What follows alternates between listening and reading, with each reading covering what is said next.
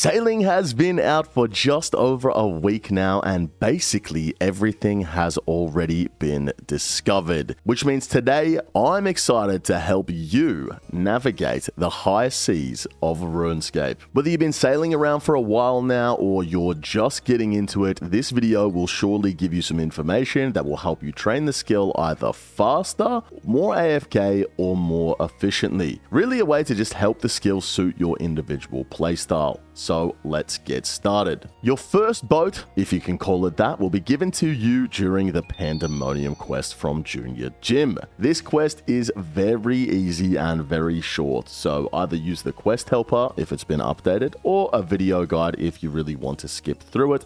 Otherwise, you can just press spacebar. Just like that, congratulations, you're now a dirty rafter. But your raft has some very important utilities. These utilities can be seen in two places. One is a fancy side menu that pops up when sailing, where your combat style was previously, and two, inside your cargo hold. We'll get to the latter later. For now, use basic utilities on your raft like placing cargo for port tasks in the cargo hold or trimming the sail to go faster when the game prompts you to. I'd recommend downloading the sailing plugin on RuneLite. It'll let you know when to trim your sails. At these early levels, just take port tasks from the highest level port you can, delivering cargo. Try to take tasks from port boards that are already along your route. For instance, if you're delivering cargo from the Pandemonium to Port Sarim, then once you deliver the cargo at Port Sarim, take a task to go back to the Pandemonium and so on. At level 7, you'll be able to take 2 tasks, so this becomes much more important. Make sure that the port tasks that you take are along the same routes or to the same ports. It's gonna save you a lot of time. I know it sounds weird to stress this because it's early levels, but you're gonna be doing this until around level 30, and honestly, it's a slog and the worst part of the sailing skill, so anything you can do to make it faster is going to be great for you. Speaking of level 1 to 30, you'll want to do every sailing quest available to you, which means doing prying times at level 12 and current affairs at level 22. The point of these is to add more tools to your cargo hold. You'll obtain a spyglass, a crowbar, and a duck. These 3 additions to your captain log and diving equipment will fully equip you with the tools necessary to interact with all the explorable objects within the sailing skill. To put it very simply, use a spyglass on the glowing water spots for a quick cutscene, click on interactable objects in the ocean to chart them with your captain's log, diving apparatus on mermaids, this will mostly be at the later levels. The duck you use for the currents, this will reveal rapids to speed up your ship.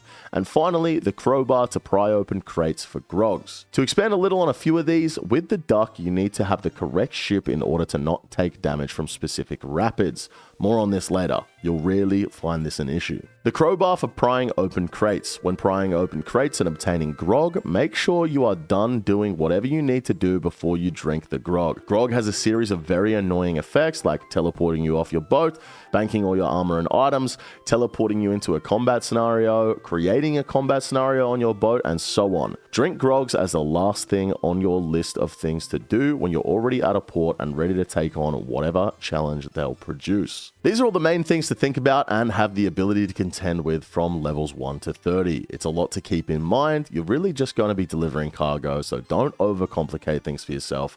It'll become very intuitive. At level 15, you'll be able to buy a skiff. You'll need one of these.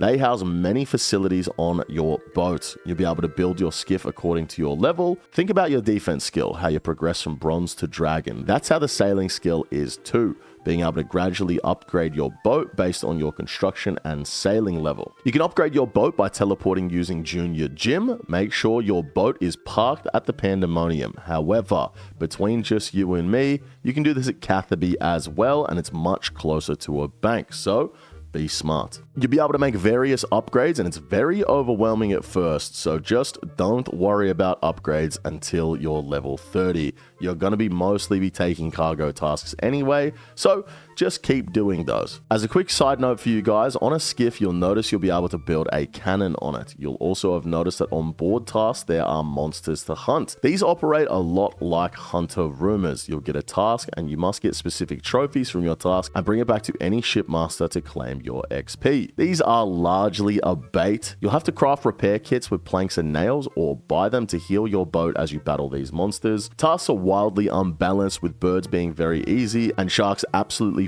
fucking up your ship. To make a long rant short, port board tasks should end for you at level 30. Don't bother with these anymore. Continue charting notable objects, prying open crates, and charting rapids as you do your cargo. This is because at level 30 you will have unlocked the first Barracuda trial. The first Barracuda trial can be located south of the Pandemonium.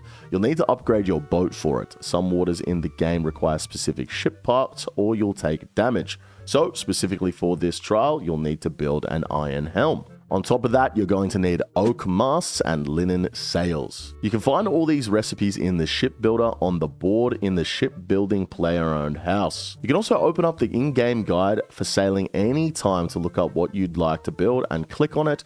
Clicking it will show you materials you need in your chat box. After you get your ship outfitted with those requirements, it's time for the trials. Think of the Barracuda trials like the Hello to Polka, but for sailing. They do feel very different, but there are quite a few similarities. It's good XP, but a high intensity activity. You'll want to look up a guide on how to get the best times possible for these trials. Red Eye Jedi has you covered. He's a fantastic source of information for these trials with specific routes to take. I imagine a plugin is going to come out for these trials soon as well, so maybe wait for that to drop if you don't want to manually mark a bunch of stuff within the game. Now, you're going to be doing these Barracuda trials until level 50, at which point you'll have some options. At level 50, you'll be able to buy a sloop, which is a big boat. Just a quick disclaimer, I don't recommend doing this until level 53. It'll be able to house 2 salvaging hooks, which is great because at level 40, you'll be able to recruit your first crewmate, Jobless Jim. At 50, you can recruit your next crewmate as well, ex-Captain Saeed. Let's break down salvaging because this is very important for anyone who would like to passively train sailing. Salvaging is a lot like shooting stars, but we must equip our boat with the right tools and facilities in order to efficiently train. First, you'll want a salvaging station, which can be found by digging here with a spade on the Pandemonium. You'll obtain a key. Go to Port Piscarilius and sail south with this key to this island, the Chinchompa Island. Once on the island, open this chest. It's going to give you a salvaging schematic. This is very important because when salvaging, you'll get shipwreck loot. And normally, you'd have to salvage at a salvaging station at a port. But with this schematic, you'll be able to salvage on your boat for lots of XP. And you can just drop the junk and continue to plunder shipwrecks. Now, let's talk about crewmates. Look at this chart and it'll show you how good crewmates are at specific tasks from combat to handling the boat to deck handiness. Deck handiness is the most important one. This relates to using the facilities on the boat. So in this instance, the salvaging hook. The higher the deck handiness, the better they are. You can upgrade the facilities on your ship to a point that the crewmates can no longer use them, so be careful not to do that. For example, Jobless Jim, a level 40 crewmate, is not going to be able to drive your dragon boat. He's a noob. Just like you, he can't do it. So make sure you're upgrading your crew when you're upgrading your boat. Don't get caught with a crap crew and a tricked out boat. That brings us to salvaging itself, finally. Equip your sloop with 2 salvaging hooks appropriate for both your level and Jobless Jim at level 50. Now you can double salvage and have ex-Captain Saeed on the helm to drive the boat when needed. Earlier, I said don't bother doing this until level 53 because at 53 you can now salvage large shipwrecks. Up until now, the trials are most definitely the best XP. You'd be stuck salvaging at level 35 Barracuda shipwrecks. So either continue doing the trials until 55 or shipwreck salvage large shipwrecks until 55, because at 55 it's time for the Jubbly jive. Okay, that rhymed and it wasn't supposed to, but it sounded cool. Mike, put a crazy beat behind that. You are going to hate this place. And again, go watch Red Eye Jedi for how to complete this course. For your ship, make sure you have an inoculation station. This can be built on the spot next to your cargo hold. And you must have a mithril helm as well. I'm not talking about the one that goes on your head. I'm talking about the ship part. A quick tip, do not use the 117 plugin. This place has crazy performance issues. Use the GPU plugin, reduce your draw distance, try to keep the camera relatively zoomed in from an aerial perspective to reduce how many assets you can see. I've gotten as low as 20 FPS here. It's criminal. Get your Jubbly jive ranks and speed times for bonuses and decide personally what you'd like to do next. You can do more Jubbly jive for great XP rates, or you could go do shipwrecks at the highest level possible for yourself. Just make sure you've upgraded your boat and crew like we mentioned before. There are some good double salvage spots available for pirate shipwrecks south of the Void Outpost, so if you're level 64, maybe check those out for some good AFK XP. There are still lots of spots that are being discovered, so keep your eyes out for new tech and new guides. Or if you're a specific level 4 salvaging, look online to see if people have any specific tips and tricks about salvaging the spot you're going to. So you'll Jubbly jive or salvage shipwreck ideally until 72, at which point you'll unlock the final Barracuda trial, the Gwyneth Glide. This one is tough. Luckily, there's a guide for it. Wow, no way. Yes way.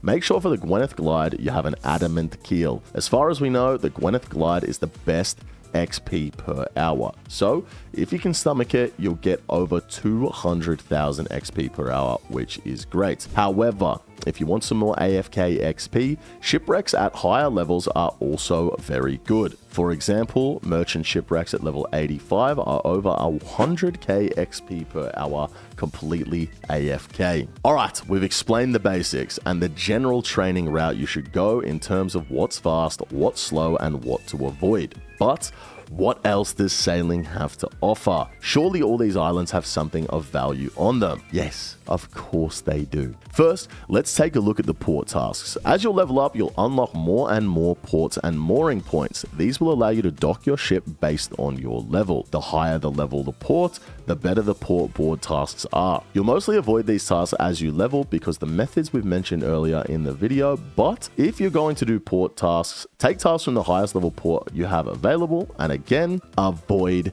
the sharks. Trust me. Oh, get me out of here. Oh, fuck, dude. Fuck, dude. Speaking of ports, being able to manage your crew is only available at the Pandemonium or Port Roberts. So don't go to every port expecting them all to have the same facilities available. Ports and mooring points will gradually have better sailing resources attached to them as well, like new trees available for creating better ships. A huge boon is at level 79, you unlock the Drumstick Isle, which has rosewood trees. Or if you aren't quite that level, make sure you do the quest Troubled Tortugans. It'll provide a variety of unlocks at level 45, including ironwood trees and griffins. Keep a lookout for what unlocks you have in terms of what port or mooring point you get to when you level up. Check the resources there and check the prices and see if it's worth going and making some cash. If you're unsure if it's worth it, go check out the islands anyway, because you can use your spyglass, crowbar, duck, and log to chart things along the way. Let's talk about some of the creatures along with their unlocks that you can get from sailing. Griffins are slayer monsters requiring 51 slayer to kill. They inhabit the Great Conch and require completion of the Troubled Tortugans quest and 45 sailing to access. They must be unlocked at a Slayer Master for 80 points to be given as a task. They commonly attack Tortugans. This is straight from the wiki, so we know it's true. However, if you have a Griffin task, you'll probably be more interested in fighting the boss, the one from the quest, as it can drop the Bell's Folly, basically a stab version of the zombie axe. The boss is quite weak to stab, and it only requires level 51 Slayer, which is the lowest level Slayer boss, so this is highly accessible for new players to go give a try. On top of that, the Bell's Folly is currently, at the time of recording this, worth 11 million gold for one drop, so it's a nice one to try and go for. Next up are Lava Strike Worms. These are okay. They require 62 Slayer and 60 Sailing to kill. You're either going to want to use a Dragonbane weapon or water spells against them, or maybe even a Dragonbane weapon with water spells. They use both ranged and melee, but only one or the other based on how close you are to them. So either stand next to them and protect from melee, or stand at a range and use protect from range, similar to regular worms. The big drop from these is Dragon Metal Sheets, a very coveted high-level sailing resource. You can kill these on any worm task, so say goodbye to regular worms in the Carloom dungeon. Next, we have Aqua Knights, which are an old throwback as these are in the original game. They require 78 Slayer to fight and 73 sailing to access. They have a very interesting mechanic where if they're hit with a slash attack, their lure will be severed and their stab defense will be reduced by 50 from 60 to 10.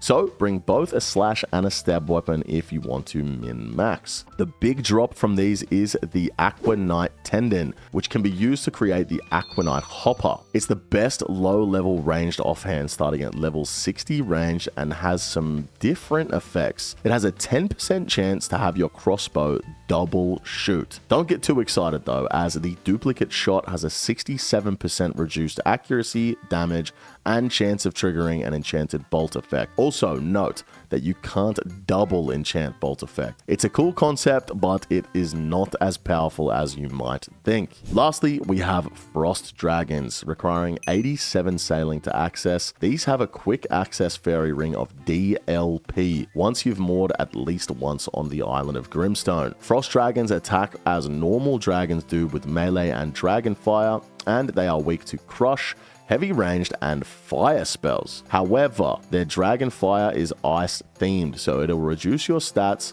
so bring super restores. These are kind of ridiculous money right now as they drop both dragon metal sheets and dragon nails, which are both very sought after sailing resources. Otherwise, they have good alks and drop frost dragon bones, which give 350 XP at the chaos altar per offer, as opposed to regular dragon bones coming in at 252. Finally, let's switch one last time to talk about some miscellaneous information like deep sea trawling. This is really for people who would like some fishing XP more than sailing XP. But you'll need to craft appropriate nets at each level to get better and better fish, along with a chum station to sort through what you catch. The big thing to take away from trawling is the halibut and the marlin. The halibut is the new quick food. If you know how karambawans work, being able to tick eat them immediately after you eat a regular food, and you know they restore 18 hit points. Well, the halibut restores 20. It's a new upgrade. You can catch these with 83 fishing and a trawling net that can handle shallow and moderate, which you can make at 68 sailing and 61 construction. Or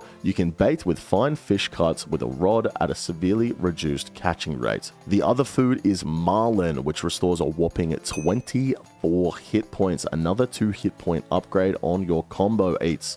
For this, you're going to need 91 fishing and be able to use shallow, moderate, and deep trawling net. I recommend the cotton trawling net for this with 84 sailing and 83 construction, or again, you can catch with a rod and fine fish cuts from your chum station at a severely reduced rate. Each fish that you deep sea trawl can be cut up and have secondary effects. For instance, instead of eating your marlin, you can cut it up for fine fish offcuts for bait and marlin scales, which make extended stamina potions at level 85 herb lore. Here's a chart that shows what each fish does, just in case maybe you're looking for something specific. You can build a fathom pearl on your boat to help you better locate shoals, being the areas that you deep sea trawl at. You'll find a myriad of different small items when salvaging, fishing, doing port tasks, doing trials. Most of these will offer token XP or small upgrades. Don't throw out anything without knowing what it does first. A big one you'll end up getting while salvaging is the Sailor's Amulet, a rechargeable amulet that you can use to teleport to the Pandemonium, Port Roberts, or Deep Fin Point. Another item you'll want eventually is the Medallion of the Deep. It acts as an underwater diving apparatus that you can just wear on your neck. You'll need 63 sailing to assemble it, and here's a chart of all the places you'll need to go to get it. Let's finally talk about the Coral Nursery. After completing the Troubled Tortugans, you can use the Coral Nursery. Have you gotten any coral bits while doing activities? Well, you plant them in the nursery to create powerful potions. These nurseries are located off the eastern coast of the Great Conch. They can be entered by climbing down some steps on the island. You'll need a diving apparatus and a fishbowl helmet. Here are some new potions that you can create with them. Very notable one is the Armadillo Brew. This operates the same way as a Saradomin Brew. However, instead of raising defense, it raises ranged instead. Instead of healing 16, it only heals 11 as well. You'll get the ingredients for these potions by doing hunter, fishing, and farming. We didn't quite cover every single thing sailing has to offer, but you have more than enough to get started and even get 99. As the skill progresses more in the community, newer methods for XP or money might emerge, and with the information you have now, hopefully your sailing level will be high enough to immediately take advantage of any discoveries the community makes. Thanks for watching and happy sailing out there, unless you're a dirty rafter.